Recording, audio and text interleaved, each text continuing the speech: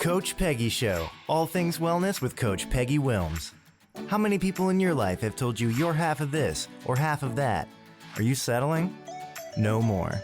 This show is about all things, and you deserve it. It's about your money, your lifestyle, your beliefs, and even romance.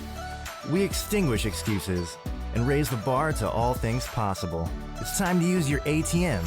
You know, your all things mindset. Welcome to the Coach Peggy Show. Bold, badass, and never half in. Oh, you guys make it rain. All right. Hey, welcome today. I am your host, Peggy Willms, and we talk about all things wellness and well-being. We also get real. You guys know that. Real people, real problems, real solutions. Let's see, real results and real stories. That's what we're going to do today. Before I get started, I want to remind you guys to make sure that you come back about the half-hour mark. We're going to have a quick commercial, and we're going to do a lightning round with these guys, just rapid-fire questions. They have no idea what I'm going to pull out of my hat, and neither do I. So if you'd like to be a guest on my show, hop on to allthingswellness.com, the radio tab, fill out a quick form. And if you'd like to ever chat with me, just have your people find my people. All right, today's show title, From Suits and Scrubs and to Studios, these three pivoting journeys. Listen to how intellectual this sounds. My three guests have mastered the art of reinvention. They have shape-shifted conventional jobs and forged new paths, aligning their burning passions and talents. Today's guest will inspire you and motivate you, and we might even make you spit your coffee out. Hello, you guys. Hello, hello. Hello, good to be here. Hey, I start each show just with a real quick quote that is somewhat pertinent to what we talk about, even though we have no idea where we're headed. Today's show, the only way to do great work is to love what you do. If you haven't found it, keep looking, don't settle. Steve Jobs. Nice. Yeah, that's nice. You know, I was looking at you guys, your bios, and I was like, oh my God, when we talk about pivoting and three guests to be on this show, I can't even make up everything that we can talk about. We can talk about law and coaching and entrepreneurship, religion, geography, history, genealogy, IT, cyberspace, cybersecurity, sales, business strategy, audio and video productions, recruiting, hospitality. And Syya said the only thing we can't talk about is basket weaving underwater. Well, we could. I just can't say I'm an expert. Expert at it. Just like awesome. we could talk about Chinese paper making, but nobody here would know about that. I know a little bit about Japanese paper making. You guys, just so that you guys have absolutely no idea what Mark is talking about. I mistyped the other day and saying, hey, in the promo for the show, Mark is a Chinese paper maker. And then I got a quick backlash on that. So, you know what I do want to do before we get started, though, in all seriousness, what I find is a lot of people, when we ask them, like, what do you do? Tell us a little bit about yourself. Honestly, they don't do themselves service. So I just want to have you guys out there that are listening or walking or driving to be careful. But when I read these bios, you'll understand why I pulled these three together, which I didn't really do it. Mark didn't. Thank you, Mark. All right. Syya spent 20 plus years in tech and had a wonderful time working for the Disney company in her 20s. So we have a Disney princess in the house. She has several experiences and stories that resonate with audiences, and that's why she has her own amazing podcast. She is a self-proclaimed Tasmanian devil, producer of fun and compelling content, podcast fanatic, repeater of idioms. I'm telling you, she is the founder of the Brilliant Bee Media and co-host of the Not on This Business Bites podcast. Yeah. Oh yeah, that's one of the shows. That I know. I just like, you're out there. Bryan Sagray is a performance coach and founding entrepreneur of his own coaching business. Bryan works with people looking for their purpose and intention in life, and then helping them get unstuck, overcoming limiting beliefs. You guys, we all have that issue. And so that's going to be cool to see what he has to say about that. He believes that knowledge and expertise or experience brings us together, and brain neuroplasticity allows you guys to change your lives radically. Mark Reid, I save him for last. Mark Reid is the host of Zen Sandwich podcast and a maker of traditional handmade Japanese paper. Japanese, not baby. Chinese paper. Oh God. He lives in Yamaguchi, Japan. He's an attorney. He began his career as an assistant district attorney in New York. I could go on and on. Religious studies, but he's also a best-selling author and one of my media partners. So now I stop talking and I say hello to all you guys. Hello. Konnichiwa. Konnichiwa. So two of you are hailing from Texas, right? Yes. I think so. Well, Brian? Well, Yeah. we're currently residing in Texas for me. And then there's a very, very proud Texan in the other person. Down in the Yes. corner there. Oh, That's me. yeah. That's you. Yeah. That's you. I mean, there's Mayor. more people moving to Texas than any other state. One of the lightning round questions, which I'm going to do really quickly because, you know, I think we're on air, but we're not, and it's still going to be fun. One of them I was going to We're ask live. you, what is the most recent kind of random purchase that you've made? And I thought they're going to ask me. So I went in the bathroom and I got my little handy dandy pure white thing, That's and you have one. Funny. I do. And I got it from a website that you mentioned before we went live. We are live again, I believe. I don't know if Oh, anyone's I know we're live. if What is it? someone's listening to us anymore, but if they No, are, they're so out of here. Okay, Unstuck. Oh, Let's circle yes. back around. Yeah, so I think for like a long time in my life, I felt like I was being pushed into doing stuff. And I think one day I just realized that that is a very short-lived way to have motivation and energy. It's better to be pulled into doing something. And so now I Oh, help that's people good. sort of realize the difference between just external pushes, right? Like people telling you, oh, you'd be great at this, you should do this, or society, yeah, you should do this, you should have the fancy cars and the extra vacation homes, that should be great. And then realizing that none of that stuff actually really does anything for you. And then I found the things that pulled me, and that's how I help people figure it out now also. Yeah. When did you realize that you're kind of going to do your own thing? Was there something happen, injury, get sick of being a podiatrist? What was your one?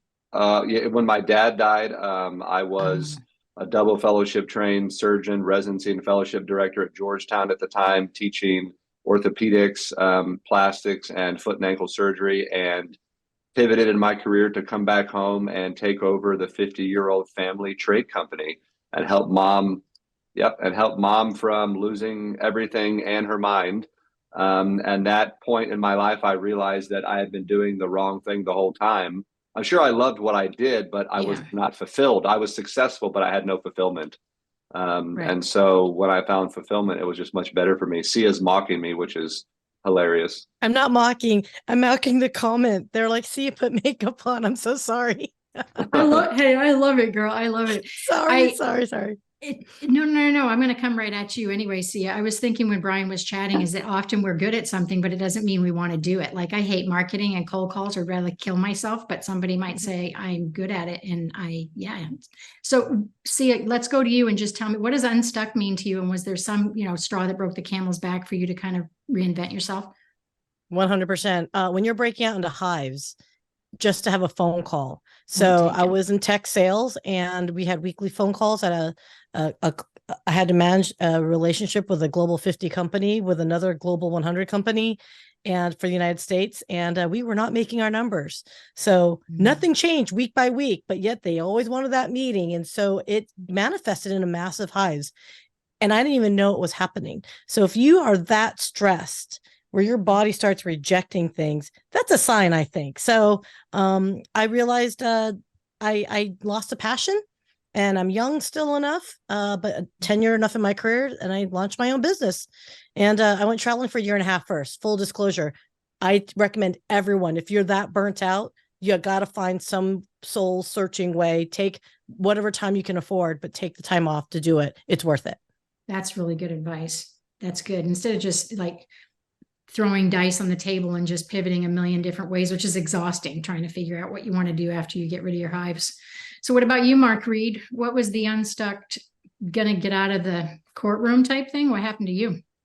Well, I was already out of the courtroom. I had moved on to civil practice. I was in the courtroom right out of law school. I was an assistant district attorney, as you mentioned at the beginning, and I was in the courtroom right away. I actually enjoyed that. But there were other reasons I left that. I left criminal law and moved into civil practice. And, it's like I made a bad situation worse. My unstuck moment, I guess, it was building over a long period of time. But there was like one pivotal case that I had that I was like, this is just, I'm not living the rest of my life like this. And in a nutshell, without unpacking the entire case, I worked in securities law and I worked for a large prestigious firm. And we defended all the big banks and all the big brokers. So we defended, Merrill Lynch, Bank of America, and after the 07, 08 market crash, there were a lot of little people who lost money and they were suing their brokers, and we were defending them. And I had one case. It was this little old lady, and her husband had died. She just took his pension money or whatever and didn't know what to do with it. She'd never worked a day in her life. Went to her little broker, and he said, "Oh, give me your money and I will get you a 15-18% return. You'll live off the interest," and so on. Long story short, she lost almost all of it. And then she went to her little local, she went to her little local Joe lawyer, who had probably never had a securities case before. But I mean, he knew how to sue people. And so he files this lawsuit. Mm-hmm. But then there's 10 of us working just on this one case. I mean, there's like 20 or 30 of us in the securities law division of this major firm. And we're pros at this. And I'm having to draft motions that say, hey, your stocks are risky investments. She knew what she was getting herself into. She signed the prospectus. It says, you can lose some or all of your investment. We're having to beat up this little lady who's like just trying to survive and who was misled by her broker. Yeah. And I thought, I can't do this for a living. Right. I like to I enjoy sleep too much. I like to sleep well at night. So I don't want any hives. Right. Enough's enough. So enough's enough. Yeah. Wow. I saw something that Bryan said in an interview or something where you were particular. I think you were talking about taking some time off because you're a runner, you're a marathoner. And when I was watching that, I thought, here's something that you obviously love to do. I mean, no one just goes, oh, let's run 100 miles. Obviously, you were good at it, but you said you got to a place where you want to take some time off because even though you loved it and you thought others wanted you to do that, what did you get to the place? Because if today we're talking about shape-shifting from what we really don't want to do, there's still another subject of when we are doing what we love to do and we still have to kind of step back, right? Yeah, I think that it's really true. I mean, I think with a lot of stuff, especially with athletic performance, I think helped me a lot now in my life, learning that, the discipline, dedication, hard work, there's just no way around that, right? Like people that are great golfers or basketball players don't hit 100 golf balls a day. They hit thousands, right? So you can't get around the hard work. There is no instant gratification, period. But there are times when you have to step back. And I think for me, sports at the level that I was at, I spent some time in Colorado Springs at the Olympic training facility, and it just became this thing where being told what to wear, what to eat, I've been open about this, performance enhancing drugs that you either take them or they're not going to re-sign your contract. They're not going to, so it got to a point to where my health was sort of on the line, and I was studying medicine at the time. And I just told myself, like, I don't know if I want to spend the rest of my life or much more time doing this because it's a great reward, but there's a lot of risk involved. And then it was the time before NCAA sports allowed people to get paid and take contracts and compete in the Olympics. And I may have accepted money when I wasn't supposed to, which nowadays wouldn't have been a big deal. And so I made some mistakes as a young person that wasn't really, I could have used a good lawyer back then, Mark, if I would have known one. Exactly. But yeah, so it was a combination of just like where the lifestyle was headed. Again, it was like the being pushed, right? I felt like running wasn't fun anymore. I wasn't running for the reason that I started to, and I just stopped. Yeah, all four of us our bodies, our vessel can only take so much, whether it's mental health or our physical body. And that's one thing that it's unfortunate because there are signs there are some symptoms, but we tend to, especially when we're in business doing something, even as an entrepreneur, that we love, our passion, because it doesn't tend to feel like work until you have 5 days of migraines. What would you say, Syya, if you look back and you had those highs, how far before then was your vessel, your body speaking to, was it a hot minute? Like, was it? Oh, girl, no, it was years in the making. Yeah. You can't do 20 years in tech sales and have a healthy lifestyle if you're not intentionally trying to live a healthy lifestyle. Right. There's too many opportunities to just drink it off. Like, find unhealthy coping mechanisms, right? We are entertaining our clients all the time, right? So it's either lunch, dinner, breakfast. What are you doing, right? If you're not taking the time to either meditate or exercise, if I had just listened to myself a little bit more, I think I would have realized I was going through a massive physical breakdown. Like, yeah, it was bad. And what frightened me the most was the fact that I wasn't aware that my body was rejecting everything. I think That's what scared me the adrenal most. Yeah, like hop in, Brian. I mean, some of it, I am just like so addicted to dopamine and mania. I mean, like I'm like a massive addict. And so if, you get going, your adrenal glands literally until they die, like especially with what you love, you guys are all entrepreneurs. Mark, you're addicted to dopamine, correct? I would say so. Yeah. But I did want to touch on something Please do. Syya just mentioned about like using other coping mechanisms. That is rampant in the practice of law. And I was sitting here. I was flashing back to, I'm making money as a lawyer, and after work, I'm having $20 scotches with my coworkers. But that lifestyle was almost miserable, and it was such an unhealthy habit. Like, people might look through the window of the Michelin star restaurant bar that I'm in and think, oh, that's so nice, I want to be there. But it's really not as great as it looks. It's really there's a lot of misery, a lot of stress, and those $20 scotches it's not worth it. Yeah, they do catch up. And I saw it catch up to a lot of people, and I just didn't want to go down that path. Yeah. It's I think the healthcare profession is probably one of the worst in that same scenario, in the sense that, you can't, your client is the human body, right? And so especially all of us as surgeons, you take all of that home and you bury it or you drink it away. And the problem is that there is no safe space really to talk about it, because it's retaliation if anybody even knows that a surgeon drinks, right, a half a bottle of scotch a night, which so many of them are, because we're in the business to save people's lives, and people that are in the military are oftentimes in there to protect or to take them. And so it's like, even if you don't have enough stress in your personal life, there's a lot of stress just what you do in the day to day. And so, the most common thing, like Syya and Mark both said, is to find some way to cope and deal with it. And the problem is just that when most people self-medicate, it's not with runs in the park, swimming, or with journaling, right? It's with alcohol or something that's detrimental. And just like Mark, I had too many colleagues that ended up, unfortunately not making it out. The suicide rate in the healthcare profession right now is one of the highest, period.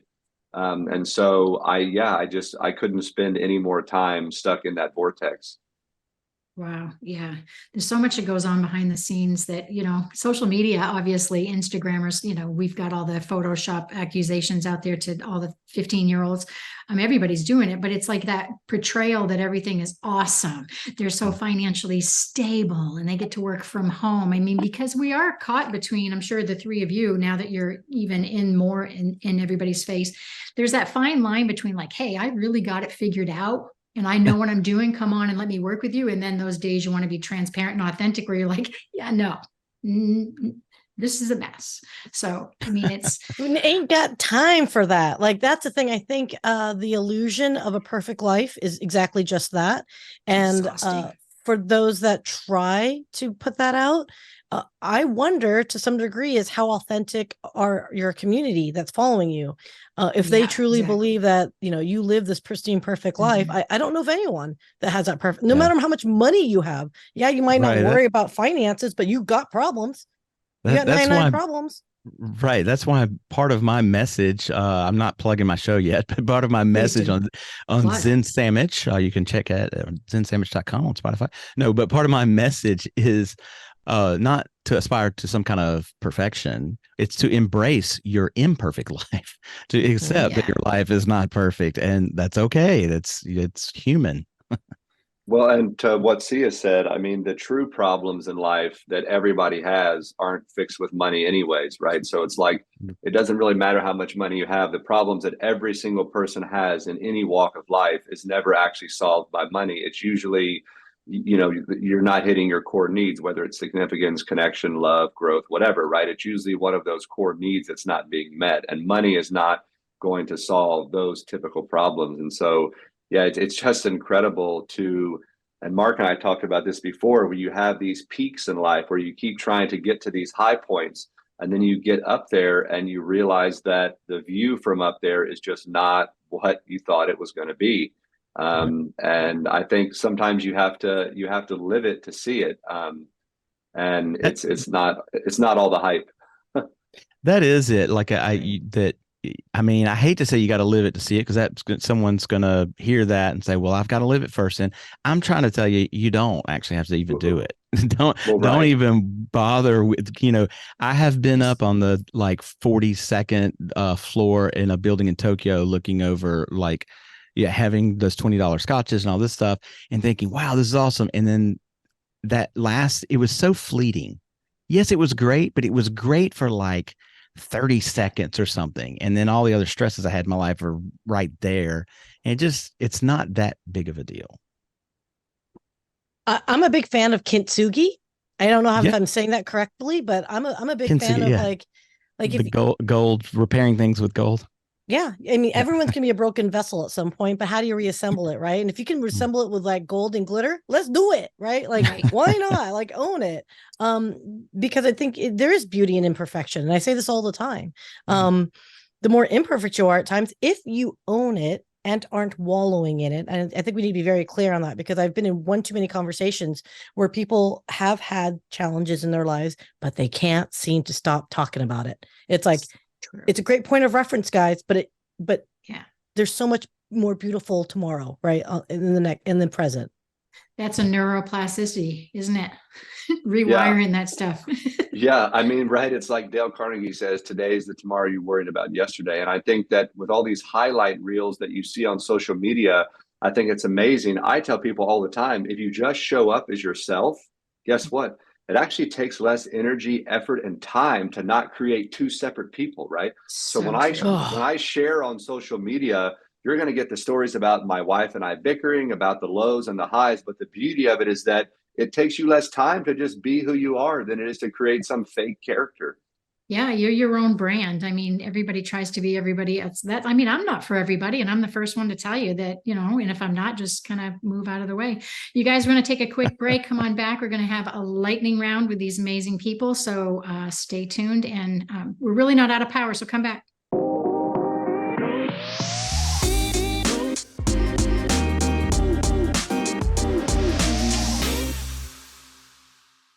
Oh my God, you guys, welcome back. It's been just an amazing journey here. I mean, we've run out of power a couple times over. We're all sitting here in the B-roll talking about perimenopause and how sore our feet are. I mean, Bengay or anything else we can find our hands on.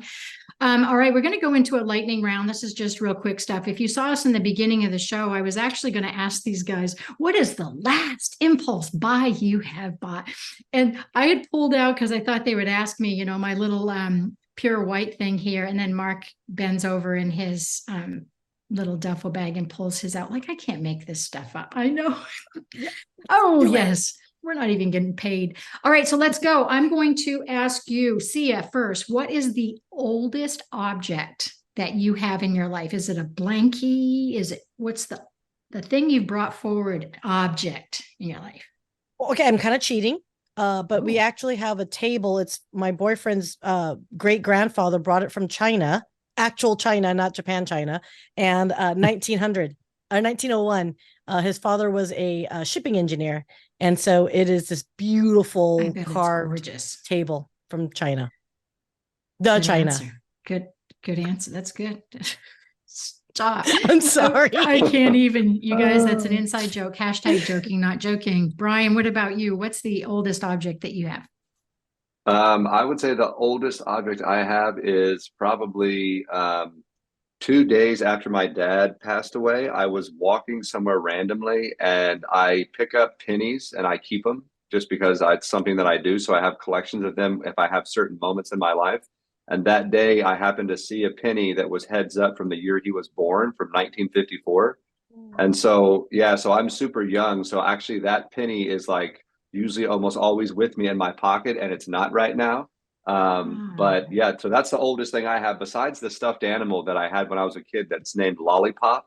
But I'm young, so that I'm only 40, 40, almost one. So that Penny's much older than me. Oh, I tell you guys, he doesn't have a problem with his age. How many times are we going to hear how young he is with a birthday coming up and he's going to be traveling? See, he spit his coffee. I'm sorry, Bryan. Can you speak into my good ear? Exactly. Okay. What about you, Mark? What's your oldest thing? And don't say yourself. Well, I actually used to be a collector of things, of stuff, but actually through the years, I've moved around. I've been such a nomad all my life. I've lost things. And then at one point, I sort of wiped the slate clean. So I don't actually have a bunch of old stuff. Really? When I was thinking about your question, there's two things behind me. You can't really, the listener can't see, obviously, and even somebody watching this on a recording won't be able to see. But that picture right there that you can see me pointing to is a picture of my grandfather. He's now gone, with Bear Bryant, who, if you know anything about football, was like the greatest coach of all time until the current one of Alabama. And but he's like a god in the state of Alabama. Yeah. And it's like the highlight of my grandfather's life. So I love looking at that picture. So I've got that still. And yeah, I guess that's probably the oldest thing that I still cling to. That's cool. Now that you talk about grandfather, I have to tell you a weird story. So in the last book that I just wrote, and Mark was a part of it, called Win the Wellness War, in the beginning of it, I started talking, because I connected it to like wellness being about, really metaphorically being in the military. Like you need your rucksack and your goals and determined and be ready for it. And I did this little intro talking about what I have over here. One of my heirlooms is from 1835, and it's a New Hampshire Constitution, which is where I grew up in New Hampshire. And I did not know this when I was writing in that book. The book gets published. I'm walking around the house. We're pushing a best-selling campaign. And I look down for whatever reason. I see it. And it's just this beat up leather stained thing. And I just grab it and I open it. And it says H.E. Mahurin, which is the Captain Mahurin, 6 times grandfather I was talking about in the book that was part of the military. I'm like, yeah, we go way back. And this is my family. And I started crying because I looked at the book and I'm like, this is his book, like 6-time grandfather that was holding this book. It was like, Oh, that's an energy transfer, man. Oh, I would touch that thing. Oh, yeah. Oh, I was like, I still get goosebumps, like literally right now. I did. Because, love bug. Oh, I got him on my legs too. Sexy wearing shorts up in here. Yeah. So, we all have those things. We had a Hurricane Ian that got really mad at our house, and 70% of our house was ruined last year. And it was like, after that, I started thinking about like, what are the things because some people get so devastated with their family fires and they lose their, photo albums and their great-great-grandmother stuff. And then I started to realize, because I'm not kind of a material holdy object girl, but I was like, yep, I do have a few things that I would cry like a baby. All right, one more question. I'm going to come around. So what is, when you're all by yourself, Bryan, all by yourself, you need some alone time, what are you doing? And be respectful. Hold on. What you doing, B? Funny. No, honestly, for me, I actually, as someone who's super, super extroverted, that's something I have to have all the time, is like, I have to have like an hour a day of just like solitude with like nothing at all. And it's anywhere where the sun is, not necessarily like, even if it's cloudy, but I have to be outside of the 4 walls. So I'm a huge like nature buff. And so it's anywhere outside that I can be. I try to spend as much time as I can outside. So it's just being outdoors, whether it's like running, walking, sitting. But yeah, anytime I have time to myself, I'm outdoors on the property. Yeah, me too. And watching Love Island, that's just what I got. What about you, Mark? You're by yourself. What are you doing? Well, likewise, I live out in the countryside of Japan now. And so like I'm surrounded by mountains, and there's a river, a stream behind my house.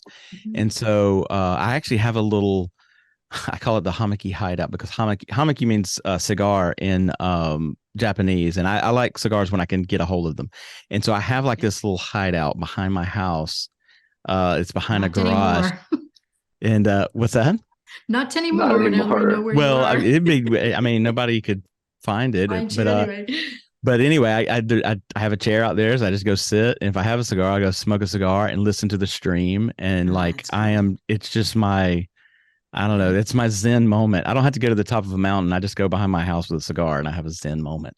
That's awesome. Yeah, that's what we're talking about, right? What about you, Sia? What do you do when you're alone? Please tell me that you do take time and do something. Okay, first off, I got the hint, young man. I owe I that didn't dude say over it. there two cigars, I didn't mention fantasy it. foosball. I knew you're going to mention it at some point. Okay, so I did. you'll get it. Don't ever make, hey, if I can give anyone life advice, don't make bets when you don't look at the process to ship to Japan. That's all I'm saying. Oh, That's I a forgot pain all about that. You owe me 2 cigars. I didn't Oh, bring you're that up. such a pooper scooper. Oh, Yve. Anyway, for me, I like to withdraw into myself and listen to music. I'm a music person. There's always a DJ in playing a song in my head. And so if I'm not at a concert physically, that is my happy place. Like I literally just go into this otherworldly moment in me when I'm at a concert. But if I'm at home, That's your gig. It's my thing. I just jam out to whatever music's in my head at that moment in time. And typically it's thematics. That's how I also know what my mood is. Exactly. That's so true. That's so true. I mean, these are all good points, right? It's not massages and journaling isn't for everybody, but for me, you can feel when that cup is full and it's like hashtag do more of that. Awesome. Okay, you guys, I want to ask you about your support system because for me, even personally, that was a big deal of, you're a physician and you're a lawyer and you're, in marketing or IT and you're doing what society, I mean, really the definition of success, that, you're looking great, you're doing a great thing. And then you all of a sudden go, yeah, no, going to pivot and go over here. Bryan, how did your support system change? Did they support you? Did you have to find a new tribe? Yeah. So my support system for me, right, like is my wife, period. And then my family, like we obviously need to surround ourselves with great people in life. And I have a really small circle of amazingly close friends, but my wife has been the one true constant, in my life for like almost 20 years. And she has moved with me from literally coast to Texas to coast, back to the other coast. She's traveled with me internationally. She's never left my side. She's worked the entire time and built her own career and has never questioned a decision of mine, always called me out, and has never, ever, ever thought anything about my past that I've done that I think is probably skeletons in the closet, was something that she judged me for. And so for me, that's my support system is my wife every day. And then aside from her, it's my family, and then a really, really small, close group of friends that honestly, all of my surgical friends that I'm still close with and some of the other residency directors are like, how did you exit like that? Teach us to get out of this mess, right? And so they actually did not reject what I did or question it. They were, I'd like to say, maybe a little FOMO, right? Like, how the heck are you doing this? But my wife is my support system. Yeah, I think that support, I mean, just see, you agree? I mean, just having that system behind you. I mean, sometimes fighting it and staying in your stuck place is just, it's a death sentence, right? Mental health deaths. What about your support group when you said, peace out, I'm going to kind of go do this thing? It's funny you should mention that. So my partner I've been with for 21 years and he's always been my rock in a lot of ways, but he's also extraordinarily like my opposite. Like you can't get more yin and yang than us. So when I made the choice to leave corporate America, he was not exactly the most supportive of it in the context of he's like, okay, I get you. I feel you. You're not well. Let's talk it through. Don't make any rash decisions. Cause I'm the type of person that's like, hey, there's a cliff. Let's jump. And then maybe think about getting that parachute. Right. So he's been such a great rock for me just to make sure that, if I'm going to do that jump, that there's something maybe to kind of land on. Be aware that you don't want to land on something.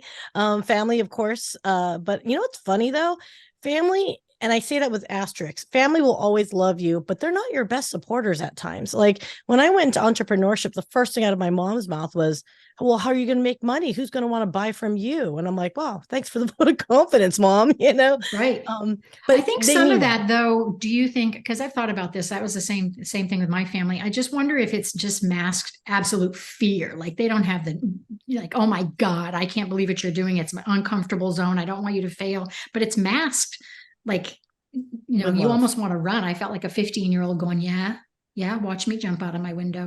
Oh yeah. Mark, what about you? What about your support system when you said, I'm going to leave the office and put up my suit and Yeah, my story's a little different. I mean, I do have the best support system in the world currently. Similar to Bryan and Syya, my partner, my wife, and she's my best friend. And but when I was making that transition, I was solo.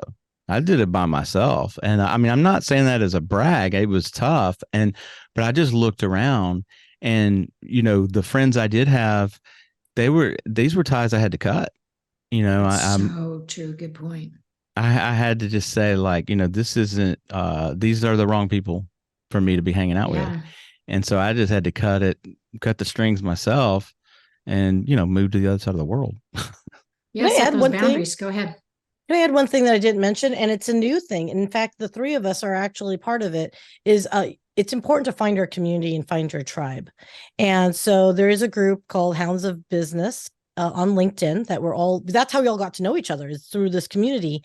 And everyone's on their different stages of their entrepreneur journey. Some of them are still corporate people, but it's finding a lot of these guys. Like I know I can call Mark, I can call Bryan at 2 a.m.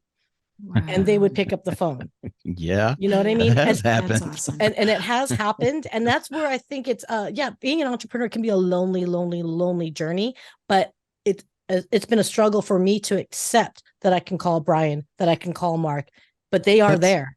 I think that's an excellent point because when I was making the transition, the pivot, Peggy, I didn't have it. I was doing it by myself, but I'm much more well versed in it now. And Syya is on to something here. You find your tribe. And I'm in I'm in a much better mental space to do that these days. So if somebody's coming into my circle of life and they're a Debbie Downer, some kind of negative Nelly or whatever you want to call it, Sense it. I politely don't allow them in my circle. Mhm. They're just not going to be a part of. I just don't have time for that. And so I found my tribe with people like Syya and Bryan. And you find the people who are going to be your support and who are there for you. And so it's important. The thing is, they're out there. It's out there. You just got to look for it, and you just find that support. 100. There are people like you, no matter what your thing is. There's somebody out there who's also into that, and a positive influence. Go find That's them. a good point. Yeah. Yeah. Bryan, when we go to rewiring the brain, I want to ask you real quick. So for somebody out there who is just, getting even their clothes ready on a Sunday night or thinking about it's just nausea, like they just don't want to do the corporate gig. What can you tell them to either do as a little tip or trick to kind of rewire some stuff and find a new lane maybe? Yeah, I think one of the easiest things for people to understand is that most people don't realize that your belief system that you carry around like your entire life, and that almost every decision that you make in your life is based off of, is formed in most people by the time you're 7 years old, right? Your belief system that you go through your entire life with is formed when you're 7. And so one of the first things I tell people is I just tell them that. And I tell them that those things that you believe or that you know to be true or that society tells you are likely false. And so anything in your mind that you think is an actual fact, I tell them just find 3 pieces of evidence to prove to yourself to the contrary of that, right? And so I'll have them do that like right in the moment. And then they'll look at me and they'll say, oh my gosh, I've thought my entire life that I was scared of dogs or whatever it is. And instantly in that moment, they realize that they've been living that untruth forever. And the transformation may not happen right in that moment, but just giving them the awareness that their core belief system was founded when they were that young makes people realize that they have the power to change. Yeah, and it takes a little bit of the blame off, right? The first thing we want to do is, number one, not give ourselves permission, heaven forbid. But it takes some of the like, oh, hey, that's a statistic that hits all of us by age 7, and go back and dissect that and blame it on somebody else. Right. Exactly. Just kidding. So Syya, I want you to think about everybody out there and just think about a call to action. And so what is something that you can ask somebody either to do today or this week to kind of reassess where they are and to become, a Disney princess? Tasmanian devil. I am a Tasmanian devil of ideas. Yes, you okay, are. maybe a personality too. But okay. I get this with all my clients all the time. And these are my corporate clients too, which is I see a lot of challenges that people have both personally and professionally. stem from not knowing who they are and what motivates them and why they're doing something. And I know it sounds so cliched, but it's so true. If you know why you're doing something at the root cause, and usually when I say, what is your why, is ask yourself questions, answer it to the point where you start hitting an emotion. Once you start crying, you found your why. Yes. You know what I mean? And that to me is what gets you up in the morning. That's what tells you that, hey, I'm having a down day, and you give yourself an allowance to have that down moment, but to pull yourself up and out of it, or to say, I need help. And by the way, I'm going to do a shout out, Walk Tall. So you could, I'm a supporter of the Walking Tall movement, where either you can find strength in your vulnerability, or you've got your vulnerability in your strength, right? So, and you reach out to yourself or the community of others. So find out why you are motivated to do what you do, because it really does center you. It really does center everything that you do in your life. Yeah, you peel back that onion and peel it back until you cry, right? Figuring out that, because there's always a deeper why. Well, why do you do that? Why are you afraid of money? Where did that come from? Well, why? So what about you, Mark? What would be a call to action or something that you would tell somebody to take a step to find their passion and maybe get a paycheck out of it, heaven forbid, or not? I'm actually gearing up for a TEDx talk in January, and part of the talk that I plan to give, I want to talk about like intuition plus belief in yourself equals momentum. And what I mean by that, part of the talk, I talk about the first time I came to Japan, which was nearly 27 years ago, and I had never been anywhere. I was a young man. I was barely 21 years old. I'd barely been out of Alabama. Going to Florida was like going to another country for me. You know, going to Six Flags over in Atlanta was like an international trip for me. That's all I had. Yep. And so the first time I was on a plane to Japan, I was sweating profusely. I was shaking. I was trembling. I was about to throw up. Yeah. And they shut the door of the airplane. And I'm like, oh my God, there's no turning back now. You know, why would I put myself through something like that? This is the intuition part, because I had to. I knew that I had to. I just had to do it. I had to go see the world. And I listened to that intuition that I've got to go see it. I got to go do it. Cool. And then the other part of it is belief that I can do it. That I can, I'm sweating and I feel sick, but I can do this. I can do that. I'm going to do this. Yeah. And that's gotten me through. Intuition plus belief in myself has gotten me to become a lawyer and got me out of it. Like, it's the reason I went to school, because I believed in myself that I could do it. And then I realized, I don't actually want to do this. And I believed I could get out of it. But that intuition and that belief in yourself, that's what gets you through. And so listen to your intuition and believe that you can do what you want to do. I said to one of my co-authors, Dennis Patoko, this morning, we're writing a compilation book on unsheltered, as you know, voices from the street. So we're gathering actual stories from people who are homeless or have been homeless. And I was saying to him this morning, it just cracks me up when people say, you keep going forward or stand still till you can go forward. It's like there is no stay stuck and stay where you are. You're either falling backwards or you're moving forward. You've got to keep taking kind of some sort of baby step. There's no just staying stuck, because if you don't do something, you're falling back. Bryan, let's tell everybody where they can find you and what you have coming up. Yes, so you can find me on LinkedIn is the best place to find me right now. I'm working on 2 books right now. Those have been on the back burner for a while, but I'm finally getting around to doing that. Currently, right now, I'm trying to keep my really spunky corgi from wrecking the audio over here. Harley loves to cause trouble. And honestly, like for me, I think that, I think in life, I love what Mark said and what Syya said. And I think that at the end of the day, for me, most people are looking for some sort of clarity. I think your purpose and your why is fantastic. I think people don't realize that it can change. It's not just one thing. Yeah, and so I think one of the most incredible things people are missing in life is what I think is actually clarity. And so I tell people that don't forget that clarity never comes before action. So for me, I think action is the answer to almost all troubles that we have. And I use this analogy, and I'll be very quick. I lived outside of San Francisco for a while where it's really foggy. And I tell people, if you don't believe that clarity comes after action, imagine you're in a car and you're trying to drive 20 feet, but you can only see 10 feet in front of you. Well, the only way you get to 20 feet is by moving 10 feet. And that's how you gain clarity. And so much of what I do with people is getting them to just take that first step. And like Mark said, that momentum will build, and you throw in some leverage, and then before you know it, you're on your way. Oh man, I love that. You guys make sure you find him on LinkedIn. He's got lots going on and you want to be a part of that. Syya, tell everybody where they can find you and what you have going on.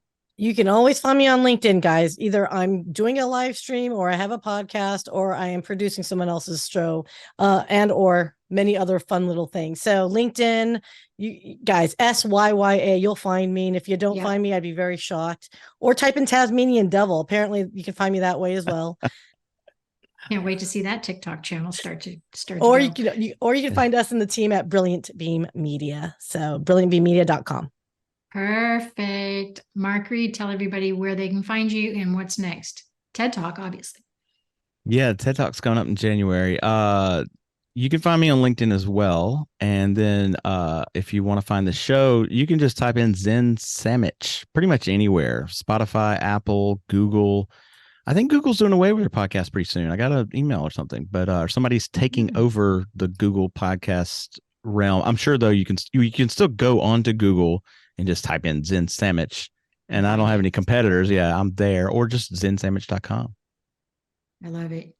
You guys, it's been great. I mean, we could stay here forever, and whether we had any electricity or not. Sorry, Sierra. You guys did a great job. And honestly, let's stay connected, and you guys make sure you find these guys. There's so much going on, but look at the history out there too. They've got YouTube channels, and see where they've come from, because with social media, wherever we are today, you don't have the right to jump into my chapter today, because there are a lot of chapters before me. So and you guys want to catch any of the books, I just wrote a best-selling book with my 29-year-old son, children's book. And I got to just leave you with one thing that was just so hard. I couldn't even believe it. So the other day I got a video of, I can't even tell you how far down the family tree it is, where she, great, whatever over here, was reading Tanner's and my children's book to her 30-year-old grandson. And I had the video sent to me, and I hadn't heard from that family member for 45 years. And so please, Bryan, get your books out there. It changes lives, whether people come back around you or not. So here's the giveaway for the first 5 people that email me at peggy@allthingswellness.com. I will autograph the last 3 books and send them your way. You can either burn them or give them to somebody. And you can show up a couple of weeks from today at noon Eastern Standard Time on October 27th for our next show. And I'm going to thank you guys so much. And I just could talk to you forever, and we'll have to do this again and cover all that stuff that, we didn't chat about. But Thank you so much. Thanks for having us. Yeah. Thank you very much. bye, you guys. Take it away, Sierra. You've been listening to The Coach Peggy Show, all things wellness with Coach Peggy Willms. Tune in live on transformationtalkradio.com, where Coach Peggy talks all things wellness, not just nutrition and fitness, but about all things, about your money, your lifestyle, your beliefs, and even romance. The Coach Peggy Show, bold, badass, and never half in. For more information or to connect with Coach Peggy, visit allthingswellness.com.